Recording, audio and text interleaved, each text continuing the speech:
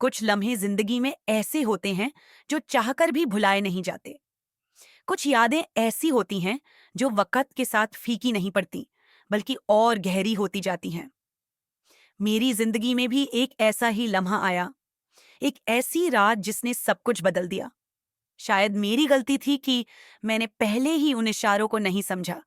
वो हल्की सी छुअन, वो आंखों में अजीब चमक, वो बातें जो कभी कभी हंसी मजाक में कही जाती थीं, लेकिन अब महसूस होता है कि उनमें कुछ और ही छुपा था।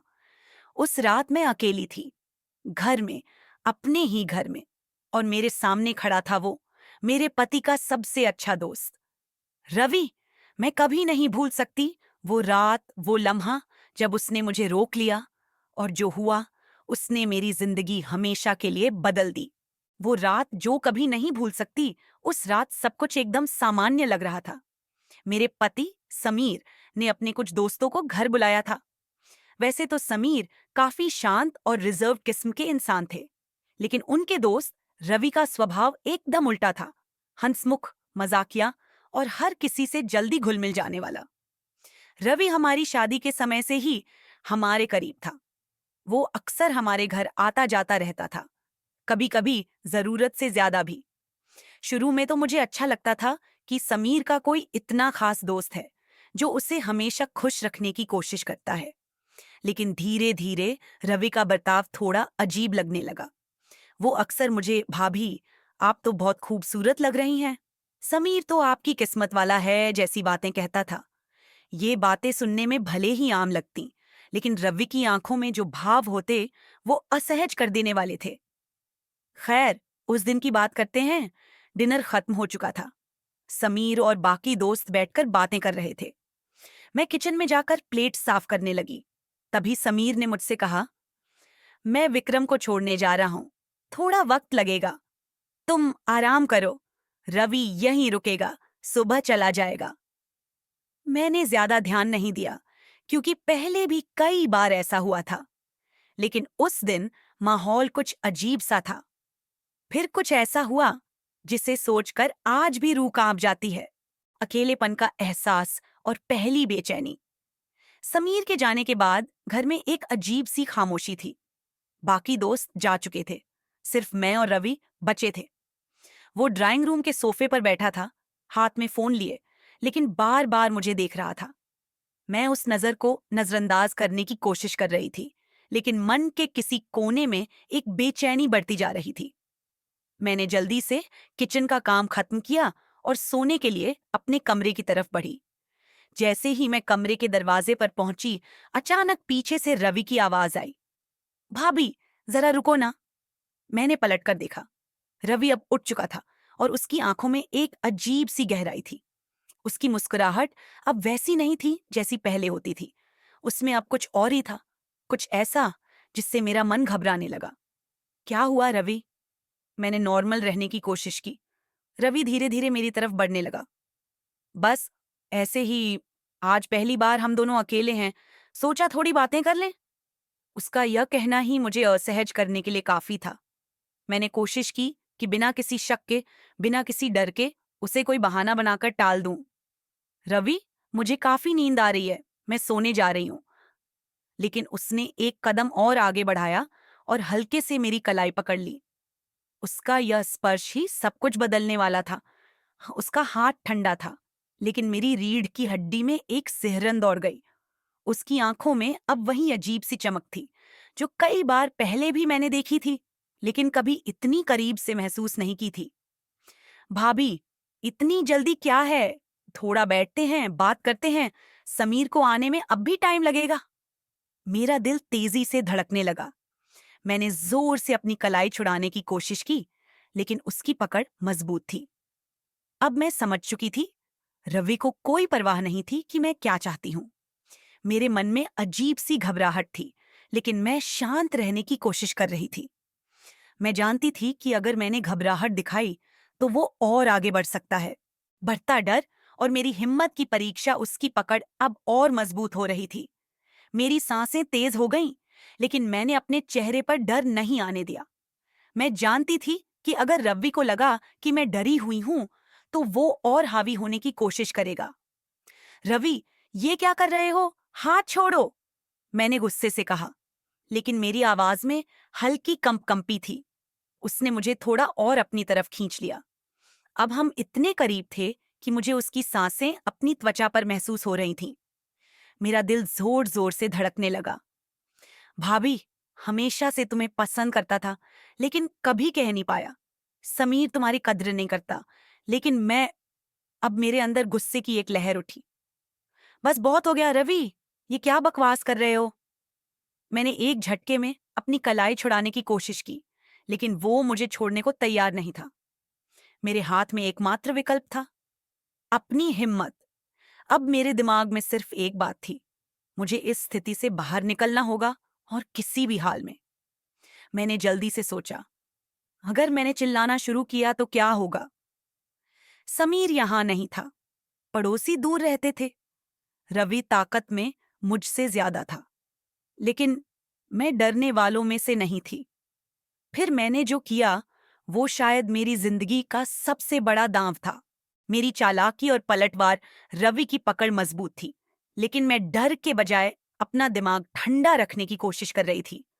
मैंने महसूस किया कि अगर मैंने गलत कदम उठाया तो वह और आक्रामक हो सकता है। मुझे किसी भी तरह खुद को बचाना था, लेकिन कैसे? तभी मेरे दिमाग में एक तरकीब आई। मैंने अपनी सांसों को कंट्रोल किया और अपनी आवाज को नरम बनाते हुए कहा, रवि, तुम सही कह रहे हो। मेरी यह बात सुनकर उसके चेहरे का रंग बदल गया। उसकी आंखों में चमक आ गई, जैसे उसे यकीन नहीं हो रहा हो कि मैंने उसकी बात मान ली। उसकी पकड़ थोड़ी ढीली हुई, लेकिन वह अभी भी सतर्क था। तुम सच में ऐसा सोचती हो? उसने संदेह से पूछा। मैंने हल्की मुस्कान दी और कहा, समीर तो कभी ध्यान ही नहीं देता, लेकिन तुम्हें क्या लगा मैं इतनी आसानी से मान जाऊंगी? फिर जो हुआ वह शायद रवि ने सोचा भी नहीं था। जैसे ही उसने अपनी पकड़ थोड़ी और ढीली की, मैंने पूरा जोर लगाकर उसका हाथ झटक दिया और एक तेज धक्का दिया। रवि अचानक पीछे की तरफ गिर गया, और इससे पहले कि वह संभल पाता, मैंने किचन काउंटर से चाकू उठाकर उसकी तरफ तान दिया। एक कदम भी आगे बढ़ाया तो अंजाम बहुत बुरा होगा। मेरी आवाज अब कांप नहीं रही थी, इसमें सिर्फ गुस्सा और हिम्मत थी। रवि की आंखों में अब डर था। वो शायद सोच भी नहीं सकता था कि जिस औरत को उसने कमजोर समझा, वही उसका सबसे बड़ा डर बन जाएगी। भाभी, तुम गलत समझ रही हो, मैं तो बस मजाक कर रहा था। उसने सफाई देने की कोशिश की, लेकिन उसकी आवाज में आत्मविश्वास गायब था। ये मजाक था। अगर मैंने अभी चिल्लाना शुरू कर दिया तो क्या होगा पता है? मैंने अपनी आवाज ऊंची की। रवि अब पूरी तरह डर चुका था। उसने अपने हाथ ऊपर कर दिए, जैसे यह दिखाने के लिए कि वह अब और आगे कुछ नहीं करेगा। ठीक है, मैं जा रहा हूं, लेकिन प्लीज किसी को कुछ मत बताना। मैंने उसकी आंखों में देखा, वो हारा हुआ महसूस कर रहा था, लेकिन मुझे अब उसकी एक भी बात पर भरोसा नहीं था। अगर दोबारा इस घर के आसपास दिखे तो सोच लेना कि अगली बार मैं चुप नहीं रहूंगी, मैंने सख्त लहजे में कहा। रवि ने जल्दी जल्दी अपने सामान उठाए और दरवाजे की तरफ बढ़ा। मुझे लगा जैसे मेरी सांस अब जाकर लौटी हो, अंजाम और वो आखिरी लम्हा जो कभी नहीं भूलेगा। रवि दरवाजे से बाहर निकल गया, लेकिन मेरी धड़कनें अभी भी तेज थीं। मेरा शरीर कांप रहा था, गुस्से से, डर से, और शायद उस एहसास से कि आज मैंने खुद को बचाया था। मैंने जल्दी से दरवाजा बंद किया और कुंडी लगा दी। फिर जाकर एक कुर्सी पर बैठ गई। मेरे हाथ पैर ठंडे पड़ चुके थे। मुझे यकीन नहीं हो रहा था कि जो कुछ भी हुआ वो असली था। अगर मैंने दिमाग से काम नहीं लिया होता तो आज क्या हो सकता था? थोड़ी देर बाद समीर घर आया। उसकी आंखों में वही थकान थी, वही बेरुखी जो हमेशा रहती थी। सब ठीक है? उसने पूछा, जैसे कुछ हुआ ही नहीं। मैंने एक गहरी सांस ली और उसकी तरफ देखा। क्या मुझे सच बताना चाहिए? अगर बताऊं तो क्या समीर मेरा साथ देगा, या फिर वो कहेगा कि मैंने ही रवि को उकसाया होगा, या फिर वो मानने से ही इनकार कर देगा कि उसका सबसे अच्छा दोस्त ऐसा कर सकता है? मैंने फैसला कर लिया, आज नहीं, लेकिन कभी भी रवि फिर से मेरी जिंदगी में नहीं आएगा।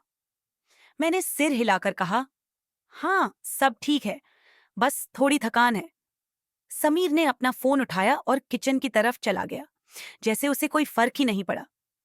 मुझे एक चीज और समझ आ गई। रवि से बड़ा खतरा शायद मेरा खुद का अकेलापन था, जो मुझे कमजोर बना रहा था। लेकिन अब नहीं। उस रात मैं बहुत देर तक जागती रही। मन में एक ही सवाल घूमता रहा। क्या मैं सही कर रही हूं? क्या मुझे समीर को सब कुछ बताना चाहिए? पर एक बात पक्की थी, अगर जिंदगी ने मुझे फिर कभी ऐसी स्थिति में डाला, तो अब मैं पहले जैसी कमजोर नहीं रहूंगी। आपका क्या विचार है? अगर आप मेरी जगह होते तो क्या करते? क्या मुझे समीर को बताना चाहिए था? क्या रवि को सजा दिलवानी चाहिए थी? अपनी राय कमेंट में जरूर बताएं। कहानी का प्रभाव और असली सवाल मैंने उस रात खुद से कई बार पूछा। क्या ये मेरी गलती थी? क्या मैंने रवि की हरकतों को पहले ही गंभीरता से नहीं लिया? क्या मुझे समीर को बताना चाहिए था? या फिर इस सच को हमेशा के लिए दफना देना ही सही होगा? लेकिन फिर मैंने खुद को जवाब दिया, ये मेरी गलती नहीं थी। कोई भी औरत कभी भी किसी ऐसी स्थिति के लिए जिम्मेदार नहीं होती जिसमें उसे जबरदस्ती झेलनी पड़े। मुझे एहसास हुआ कि यह सिर्फ मेरी कहानी नहीं है। ऐसी अनगिनत औरतें हैं जो इस तरह की परिस्थितियों से गुजरती हैं।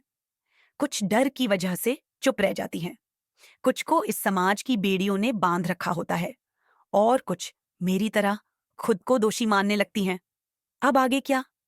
मैंने रवि को सबक सिखा दिया, लेकिन क्या ये काफी था? अगर वह फिर से किसी और के साथ ऐसा करने की कोशिश करे तो क्या? क्या उसे बेनकाब करना सही होगा, या फिर इस घटना को भूल जाना बेहतर होगा? ये वही सवाल है जो मैं आपसे पूछना चाहती हूँ। अगर आप मेरी जगह होते तो क्या करते?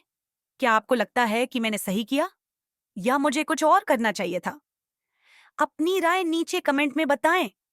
अगर आपको ये कहानी पसंद आई हो तो इसे शेयर करें, ताकि और लोग भी जान सकें कि ऐसी परिस्थितियों में कैसे डटकर खड़ा होना चाहिए। ऐसी और कहानियों के लिए हमारे चैनल को सब्सक्राइब करें।